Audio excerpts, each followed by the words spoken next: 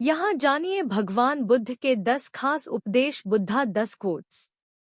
एक, दूसरों का बुरा न करें, अपनी प्राण रक्षा के लिए भी जानबूझकर किसी प्राणी का वध न करें। जहाँ मन हिंसा से मुड़ता है, वहाँ दुहक अवश्य ही शांत हो जाता है। 2, सत्य के बारे में 3 चीजें ज्यादा देर तक छुपी नहीं रह सकती। वे हैं सूर्य, चंद्रमा और सत्य। जिस तरह सूर्य रोज प्रत्यक्ष दिखाई देता है, चंद्रमा भी दिखाई देता है, उसी तरह सत्य कभी न कभी सामने आ ही जाता है।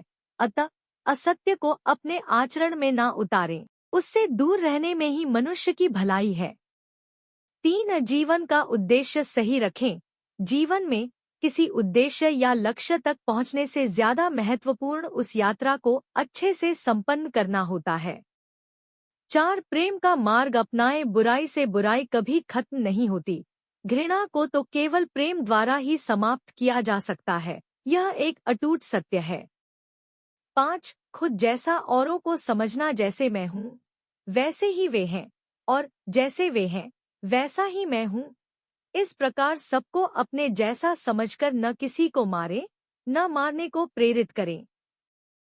6, स्वयं पर विजय। जीवन में हजारों लड़ाइयाँ जीतने से अच्छा है कि तुम स्वयं पर विजय प्राप्त कर लो, फिर जीत हमेशा तुम्हारी होगी, इसे तुमसे कोई नहीं छीन सकता। 7, दूसरों को सुख दे। मनुष्य यह विचार किया करता है कि मुझे जीने की इच्छा है, मरने की नहीं। सुख की इच्छा है, दुख की नहीं।